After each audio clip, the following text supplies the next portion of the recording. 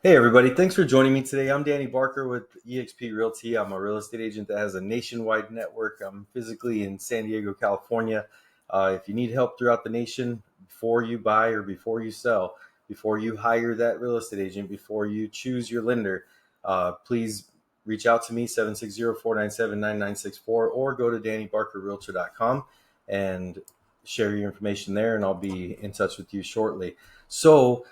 Today's lesson, I want to kind of go over making the right decision, right?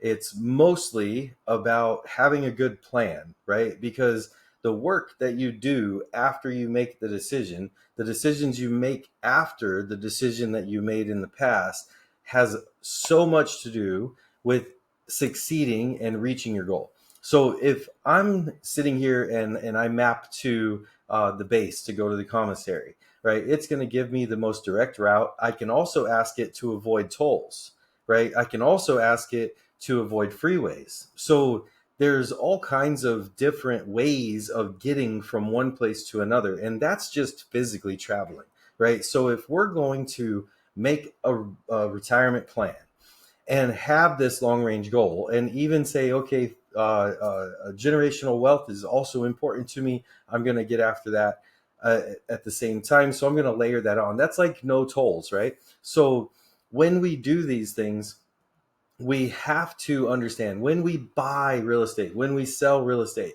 we have to understand that we only spend the one time on each property buying it and the one time on each property selling it. And there's all these days in the middle. There's all these decisions that happen between the time that you decided to buy the property and the time that you decided to sell the property, right? And honestly, selling property is probably the worst thing that you can do. The only good reason to sell property is so that you can materialize the money from this purchase or this purchase made in the past and this equity and go buy more real estate or invest it otherwise. But please do not spend your houses on consolidating your debt. Don't spend your house on an RV, on cars, on travel and vacations and weddings and funerals, right? Just don't spend your equity on that stuff. If you're going to spend equity of a home, please buy more property, right? All right. So with that being said, I like to say the saying like this: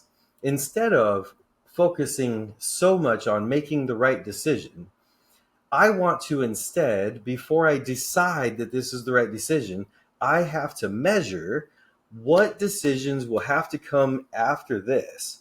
What work has to come after this in order for this right decision that's right now to continue to be right throughout the ownership of this property, right? So if you're going to go in and you're going to look for the properties that you're looking for: a 4-on-1, a 4-bedroom, a 2-bedroom, a condo, a standalone house, a house in your hometown, whatever the case is that you're looking for. I want you to watch like a hawk so that that market and that particular property type in that market, so that you can know what normal is, right? That way you know that you're buying it at a good price when you can buy it for under normal. That way, if you're paying more than normal, you're now looking at the condition of all of the aspects of the home and all the characteristics of the property. So if I buy a house with 5 palm trees, I know that I or somebody that I pay is going to have to climb up those trees and cut the fronds down. If I buy a house with 50 palm trees, it's 10 times the amount of work slash cost to maintain 50 palm trees versus 5. So you've got to understand that even though the palm trees make the property nicer, they might make the property more valuable for the one time that you're going to sell it. Is it worth it to have these extra expenses? The pool, the palm trees, the manicured lawn, the grass that needs watered, all of these things have to come into question on rule number one. Rule number one is buy what you can afford.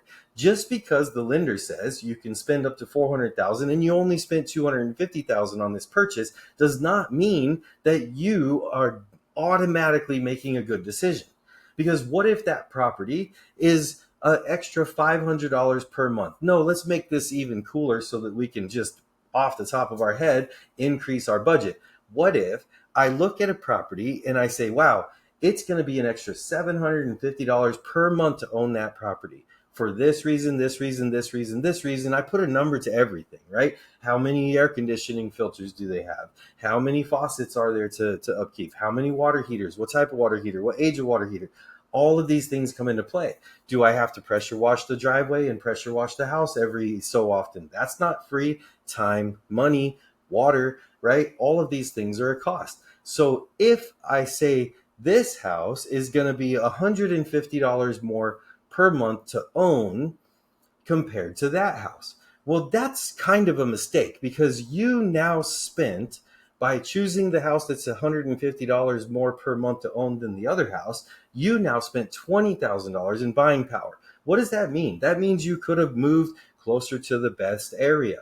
That means that you could have gotten another bedroom or another bathroom or a half bath or something, right? But you were outbid by $20,000 on that other property that's cheaper to own because everything's newer.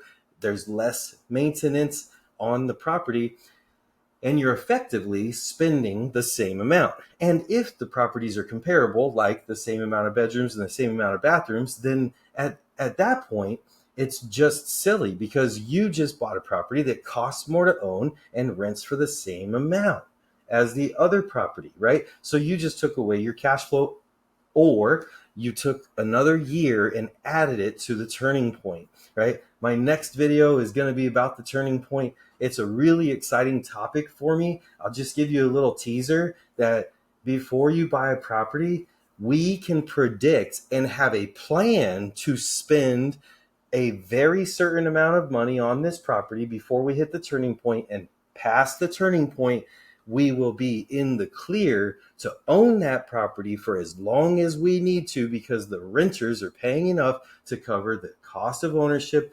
including maintenance, vacancy, and management. All right, guys, I'll catch you on the next side. So remember that you got to have a plan. Nothing ever goes as planned, but wealth is built by those who operate per their plan. All right, y'all, we'll see you next time.